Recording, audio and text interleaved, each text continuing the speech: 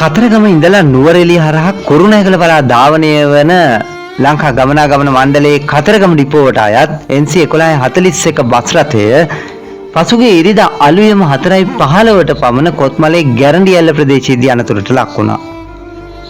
Bus රථයේ මාර්ගයේ නිවතට පැන අඩි 100ක පමණ ප්‍රපාතයකට පෙරළී ගොස් තිබූ අතර ඒ වන විටත් බස් රථයේ මගින් 70කටත් වැඩි පිරිසක් ගමන්ගෙන තිබුණා.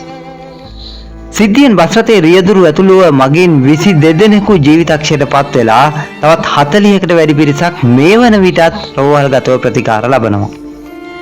ගම්පොළ ශික්ෂණ රෝහලේ තුවාලකරුවන් 22 දෙනෙක්, නාවලපිටිය රෝහලේ තුවාලකරුවන් 5 දෙනෙක්, නුවරඑළිය මහ රෝහලේ තුවාලකරුවන් 15 දෙනෙක් ප්‍රතිකාර ලබන අතරේ නුවරඑළිය මහ රෝහලේ තුවාලකරුවන් 2 දෙනෙකුගේ තත්ත්වය අසාධ්‍ය බවත් ඔවුන් තවමත් දැඩි සත්කාර ඒකකයේ ප්‍රතිකාර ලබන බවත් තමයි ආරංචි වන්නේ. මේ අතර මෙම අනතුරේදී බස් රථයට යට වී සිටි මවක් තම වේදනාව අමතක කරලා සිය බිලිඳු දරුවා ආරක්ෂා කරගන්න දරන උත්සාහයක් ලෝක මව්වරුන්ගේ දිනයදාම දැක ගන්නට ලැබීම විශේෂ කරුණක්. සිය සිරුරට දැඩි ලෙස හානි වෙලා තිබුණත් ඒ සියලු වේදනාවන් අතහැරලා තම දරුවා පරිස්සම් කරගන්න ඇය දරූ උත්සාහය සමාජ මාධ්‍ය තුල දැඩි කතා බහට ලක් වුණා.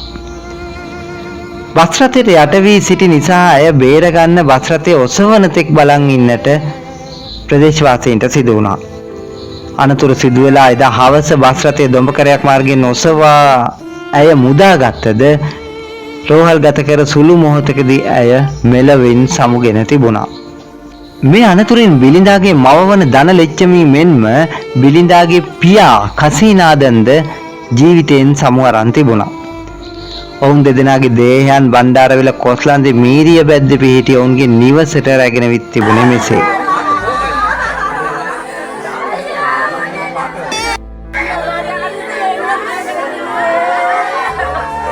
මීරිය බෙද්දේ ඉඳලා අපේ කොස්ලන්දේ මම අපේ ගේ තියෙන කොස්ලන්දට ආවා අවස අයාමාට විතර අපේ ගෙදරට. ඇවිල්ලා ඊට පස්සේ අපේ ගෙදර උයලා කාලයම ඉඳලා රෑ 12:40ට වගේ බස් එකට දැම්මේ අපි. ගිහලා බලනකොට එයා අම්මා ළමයාගේ ආදරයට එයාගේ කොන්ද දෙකට කැඩිලත් අම්මා ළමයා ඉස්සරහට කරගෙන අල්ලගෙන හිටියා. එයාගේ තාත්තා ඊට පස්සේ මෙයා පැත්තේ යට වෙලා මැරිලා. ඉතින් ළමයි දෙන්න කොම්මරි අනිත් ළමයි දෙන්න කොම්මරි බේරිලා. තමත් ළමයි 3 දෙනෙක් එයාට ඉන්නවා. ළමයි ඔක්කොම 5 දෙනෙක් ඉන්නවා.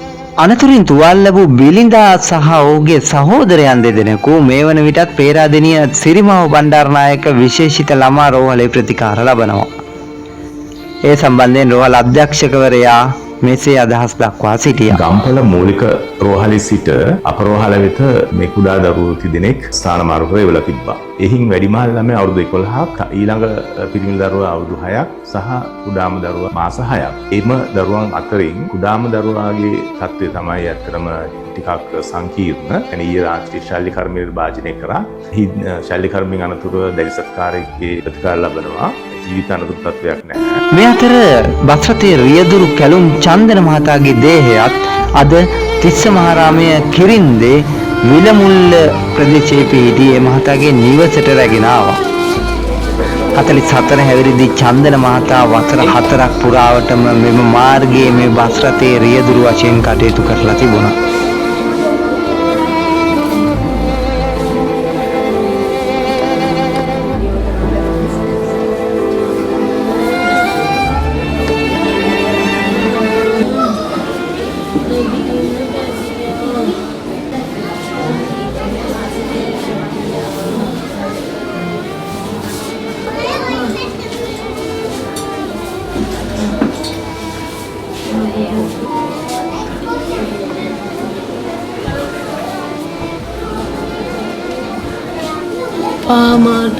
පාට විතර ගියේ මේ කියන්නේ සාමාන්‍යයෙන් මෙහින් එදා හැන්දෑව පාම වර කෝල් කරාද ඊට පස්සේ? ඔව් මට 8:00ට කෝල් එකක් ගත්තා.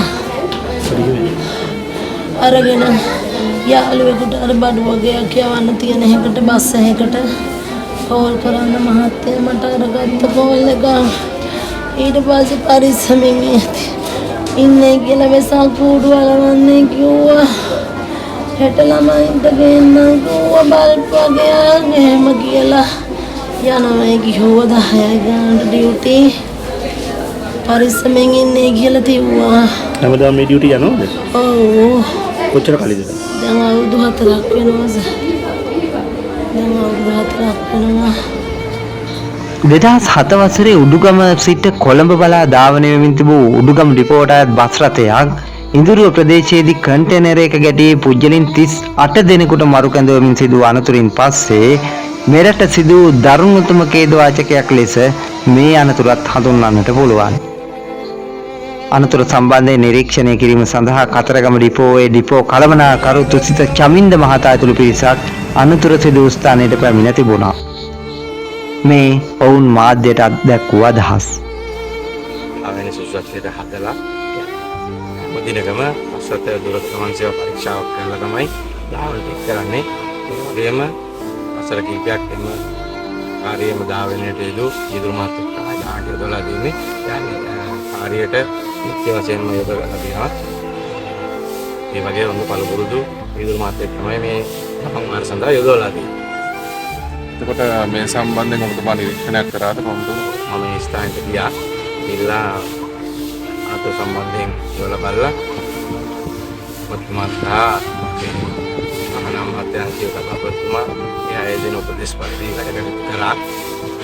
රෝහල්ගත කරපු අයට අසනීප අයට අවශ්‍ය ප්‍රමාණාර අවශ්‍ය සියලුම කටයුතු ශ්‍රී ලංකාව විසින් ඉල කළමාකාරී උපදේශ පරිදි